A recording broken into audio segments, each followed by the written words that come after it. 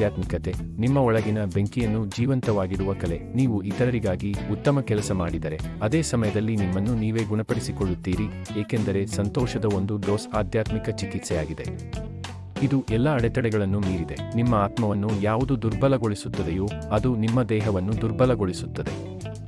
ನಿಮ್ಮ ಆತ್ಮಕ್ಕೆ ಯಾವುದು ಇಂಧನ ತುಂಬುತ್ತದೆಯೋ ಅದು ನಿಮ್ಮ ದೇಹಕ್ಕೆ ಇಂಧನ ತುಂಬುತ್ತದೆ. ಸಂತೋಷವನ್ನು ಪ್ರಯಾಣಿಸಿ, ಸ್ವಾಧೀನಪಡಿಸಿಕೊಂಡು, ಗಳಿಸಿ, ಧರಿಸಿ ಅಥವಾ ಸೇವಿಸಿ ಪಡೆಯಲು ಸಾಧ್ಯವಿಲ್ಲ.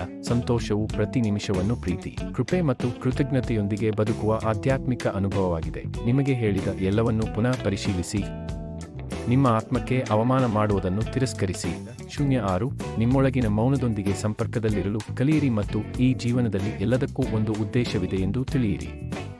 ಯಾವುದೇ ತಪ್ಪುಗಳಿಲ್ಲ, ಯಾವುದೇ ಕಾಕತಾಳೀಯ ಘಟನೆಗಳಿಲ್ಲ. ಎಲ್ಲಾ ಘಟನೆಗಳು ನಾವು ಕಲಿಯಲು ನಮಗೆ ನೀಡಿದ ಆಶೀರ್ವಾದಗಳಾಗಿವೆ.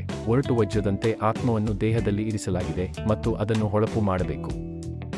ಇಲ್ಲದಿದ್ದರೆ ಅದರ ಕಾಂತಿ ಎಂದಿಗೂ ಕಾಣಿಸುವುದಿಲ್ಲ. ಹೆಚ್ಚು ನಗುವುದು, ಕಡಿಮೆ ಚಿಂತಿಸುವುದು. ಹೆಚ್ಚು ಕರುಣೆ, ಕಡಿಮೆ ತೀರ್ಪು. ಹೆಚ್ಚು ಆಶೀರ್ವದಿಸಲ್ಪಟ್ಟ, ಕಡಿಮೆ ಒತ್ತಡ. ಹೆಚ್ಚು ಪ್ರೀತಿ, ಕಡಿಮೆ ದ್ವೇಷ. ನಿಮ್ಮ ಕಣ್ಣೀರಿನ ಅದ್ಭುತವನ್ನು ಎಂದಿಗೂ ಕಡಿಮೆ ಮಾಡಬೇಡಿ. ಅವು ಗುಣಪಡಿಸುವ ನೀರು ಮತ್ತು ಸಂತೋಷದ 12 ಹರಿವು ಆಗಿರಬಹುದು.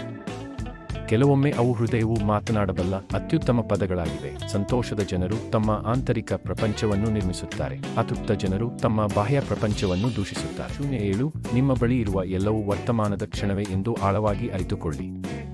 ಈಗಿನ ಕ್ಷಣವನ್ನು ನಿಮ್ಮ ಜೀವನದ ಪ್ರಾಥಮಿಕ ಕೇಂದ್ರವನ್ನಾಗಿ ಮಾಡಿಕೊಳ್ಳಿ. ನೀವು ಮತ್ತು ನಿಮ್ಮ ಜೀವನದ ಉದ್ದೇಶ ಒಂದೇ.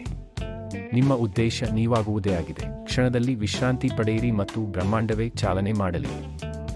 ಜೀವನದಲ್ಲಿ ಸಂತೋಷಕ್ಕೆ ಒಂದು ರಹಸ್ಯ ಇದ್ದರೆ ಅದು ಇದೆ ಎಂದು ನಾನು ಹೇಳುತ್ತೇನೆ. ಏನನ್ನಾದರೂ ಮಾಡಿ, ಆದರೆ ಅದರಿಂದ ಸಂತೋಷ ಉಂಟಾಗಲಿ. ನಮ್ಮಲ್ಲಿ ಪ್ರತಿಯೊಬ್ಬರೂ ಏನನ್ನು ನಂಬುತ್ತಾರೆ ಎಂಬುದು ನಮಗೆ ಬಿಟ್ಟದ್ದು, ಆದರೆ ಯಾವುದನ್ನಾದರೂ ನಂಬದೆ ಜೀವನ ಅಸಾಧ್ಯ. 08 ನಮ್ಮೊಳಗೆ ಹೆಸರಿಲ್ಲದ ಒಂದು ವಸ್ತುವಿದೆ.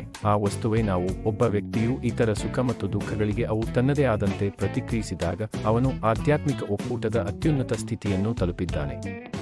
ಆಧ್ಯಾತ್ಮಿಕ ಪ್ರಯಾಣವು ಅನ್ವೇಷಣೆಯ ಪ್ರಯಾಣವಲ್ಲ ಎಂದು ನಾನು ಭಾವಿಸುತ್ತೇನೆ. ಇದು ಚೇತರಿಕೆಯ ಪ್ರಯಾಣವಾಗಿದೆ. ಇದು ನಿಮ್ಮ ಸ್ವಂತ ಆಂತರಿಕ ಸ್ವಭಾವವನ್ನು ಅನಾವರಣಗೊಳಿಸುವ ಪ್ರಯಾಣ, ಏಕೆಂದರೆ ಅದು ಈಗಾಗಲೇ ಇಲ್ಲಿದೆ. ನಿಮ್ಮ ಜೀವನದಲ್ಲಿ ಸಾಕಷ್ಟು ಒಳ್ಳೆಯದಿದೆ. ಅದನ್ನು ಸಹಜವೆಂದು ಪರಿಗಣಿಸಬೇಡಿ. ಹೋರಾಟಗಳ ಮೇಲೆ ಅತಿಯಾಗಿ ಗಮನಹರಿಸಿ. ಇಂದಿನ ಉಡುಗೊರೆಯನ್ನು ಕಳೆದುಕೊಳ್ಳಬೇಡಿ. ಯಾವುದೇ ಪ್ರತಿಫಲದ ನಿರೀಕ್ಷೆಯಿಲ್ಲದೆ ದಯೆಯ ಯಾದೃಚ್ಛಿಕ ಕಾರ್ಯವನ್ನು ಕೈಗೊಳ್ಳಿ. ಒಂದು ದಿನ ಯಾರಾದರೂ ನಿಮಗಾಗಿ ಅದೇ ರೀತಿ ಮಾಡಬಹುದು ಎಂಬ ಜ್ಞಾನದಲ್ಲಿ ಸುರಕ್ಷಿತವಾಗಿರಿ. 09 ನಿಮ್ಮಲ್ಲಿ ಬೆಳಕನ್ನು ಯಾವುದು ಹೊತ್ತಿಸುತ್ತದೆ ಎಂಬುದನ್ನು ತಿಳಿಯಿರಿ. ಇದರಿಂದ ನೀವು ನಿಮ್ಮದೇ ಆದ ರೀತಿಯಲ್ಲಿ ಜಗತ್ತನ್ನು ಬೆಳಗಿಸಬಹುದು. ಶಾಂತಿಯು ನಿಮ್ಮ ಮನಸ್ಸನ್ನು ಜೀವನ ಹೇಗಿದೆಯೋ ಹಾಗೆ ಪ್ರಕ್ರಿಯೆಗೊಳಿಸಲು ಮರು ತರಬೇತಿ ನೀಡುವ ಫಲಿತಾಂಶವಾಗಿದೆ. ಅದು ಹೇಗಿರಬೇಕು ಎಂದು ನೀವು ಭಾವಿಸುತ್ತೀರಿ, ಹಾಗಲ್ಲ. ನೀವು ನಕ್ಷತ್ರಗಳಂತಹ ವಿಷಯಗಳನ್ನು ಪರಿಗಣಿಸಿದಾಗ ನಮ್ಮ ವಿಷಯಗಳು ಅಷ್ಟೊಂದು ಮುಖ್ಯವೆಂದು ತೋರುವುದಿಲ್ಲ, ಅಲ್ಲವೇ? ಮನಸ್ಸಿನ ಶಾಂತಿಯನ್ನು ನಿಮ್ಮ ಅತ್ಯುನ್ನತ ಗುರಿಯಾಗಿ ಹೊಂದಿಸಿ ಮತ್ತು ನಿಮ್ಮ ಜೀವನವನ್ನು ಅದರ ಸುತ್ತ ಆಯೋಜಿಸಿ. ನಾವು ನಮ್ಮ ಹೃದಯಗಳನ್ನು ತೆರೆಯಲು ಕಲಿತರೆ ಯಾರಾದರೂ ನಮ್ಮನ್ನು ಹುಚ್ಚರನ್ನಾಗಿ ಮಾಡುವ ಜನರು ಕೂಡ ನಮ್ಮ ಶಿಕ್ಷಕರಾಗಬಹುದು. 10 ನೀವು ನಿಲ್ಲದಿದ್ದರೆ ಎಷ್ಟು ನಿಧಾನವಾಗಿ ಹೋಗುತ್ತೀರಿ ಎಂಬುದು ಮುಖ್ಯವಲ್ಲ. ನಿನ್ನೆ ನಾನು ಜಾಣನಾಗಿದ್ದೆ, ಆದ್ದರಿಂದ ನಾನು ಜಗತ್ತನ್ನು ಬದಲಾಯಿಸಲು ಬಯಸಿದ್ದೆ. ಇಂದು ನಾನು ಬುದ್ಧಿವಂತನಾಗಿದ್ದೇನೆ, ಆದ್ದರಿಂದ ನಾನು ನನ್ನನ್ನು ಬದಲಾಯಿಸಿಕೊಳ್ಳುತ್ತಿದ್ದೇನೆ. ನಮ್ಮ ಕೋಪಕ್ಕಾಗಿ ನಾವು ಶಿಕ್ಷಿಸಲ್ಪಡುವುದಿಲ್ಲ. ನಮ್ಮ ಕೋಪದಿಂದಲೇ ನಾವು ಶಿಕ್ಷಿಸಲ್ಪಡುತ್ತೇವೆ. ನಮಗೆ ಕೊಟ್ಟಿರುವ ಸಮಯದೊಂದಿಗೆ ಏನು ಮಾಡಬೇಕು ಎಂಬುದನ್ನು ನಾವು ನಿರ್ಧರಿಸಬೇಕು.